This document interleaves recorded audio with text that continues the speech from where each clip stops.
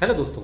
तो आज हम बात करेंगे कि ये large cap, mid cap, small cap ये कंपनियां क्या होती हैं। तो दोस्तों एक्चुअली ये जो क्लासिफिकेशन किया हुआ है कंपनियों का वो सेबी ने किया हुआ है, और ये क्लासिफिकेशन मेनली जो म्यूचुअल फंड इंडस्ट्री है उनके लिए किया गया है, क्योंकि वहाँ पर डिफरेंट टाइप के फंड्स होते हैं। कुछ फंड्स केवल लार्ज कैप में इन्वेस्ट करते हैं, कुछ मिड कैप और कुछ केवल स्मॉल कैप में, और कुछ मल्टी कैप फंड होते हैं या फ्लेक्सी कैप फंड होते हैं। तो ये क्लासिफिकेशन इसलिए किया गया है क्योंकि अलग अलग साइज की जो कंपनियाँ होती हैं, तो ये साइज किसके बेस पे डिसाइड किया जाता है? मार्केट कैप के बेस पे।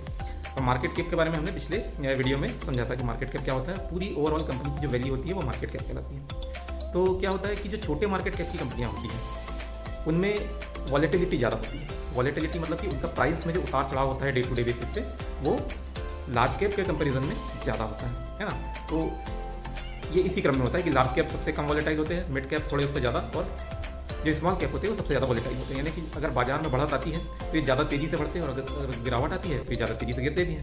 तो हर इन्वेस्टर का जो रिस्क एपेटाइट होता है, यानी कि रिस्क लेने की जो क्षमता होती है, रिस्क को जो बियर करने की क्षमता होती है, वो एक जैसी नहीं होती है। कुछ लोग नहीं चाहते हैं कि भाई वो इतना उतार चढ़ाव अपने पोर्टफोलियो में देखे, वो एक स्टेबल पोर्टफोलियो चाहते हैं। तो उन लोगों को सलाह दी जाती है कि भाई वो लार्ज कैप में इन्वेस्ट करें, है ना। और जो थोड़ी बहुत वॉलेटिलिटी को झेल सकते हैं वो स्मॉल कैप और मिड कैप की तरफ देख सकते हैं। इनमें रिटर्न जरूर ज़्यादा बनता है over a period of time, लेकिन क्या है, वॉलेटाइल ज़्यादा होते हैं, और हर आदमी उस वॉलेटिलिटी को झेल नहीं पाता है। क्योंकि मान लीजिए आपने कोई स्टॉक खरीदा और वो वहाँ से 20% गिर गए, तो कई लोगों की दिल की धड़कनें बहुत बढ़ जाती हैं, है ना। इसी वजह से सेबी ने इस चीज़ को बहुत ही क्लियरली डिफाइन कर रखा है कि कौन सी कंपनियां लार्ज कैप में काउंट होगी, कौन सी मिड कैप में और कौन सी स्मॉल कैप में, ताकि जो जिस सेक्टर का फंड है वो मेजरली उसी में इन्वेस्ट करे।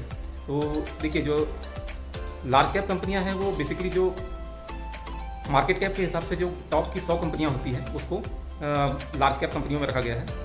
फिर 101 से लेकर के 250 तक की जो कंपनियां हैं, टोटल 150 कंपनियां हो जाती है। क्योंकि पहली 100 तो हो गई आपकी लार्ज कैप, उसके आगे की जो 150 कंपनियां हैं तो रैंकिंग जो है 250 तक चली जाती है। तो 250 तक रैंक की जो कंपनियां हैं उनको मिड कैप कैटेगरी में रखा गया है, और 250 के बाद की जितनी भी कंपनियां हैं मार्केट में लिस्टेड वो सारी की सारी स्मॉल कैप कहलाती हैं। ठीक है, तो इस तरह से इनका क्लासिफिकेशन किया गया है। तो इसके बाद आपको किसी प्रकार का कोई कन्फ्यूजन नहीं होगा जब भी आप ये शब्द सुनेंगे, लार्ज कैप, मिड कैप और small cap. Thank you for watching the video.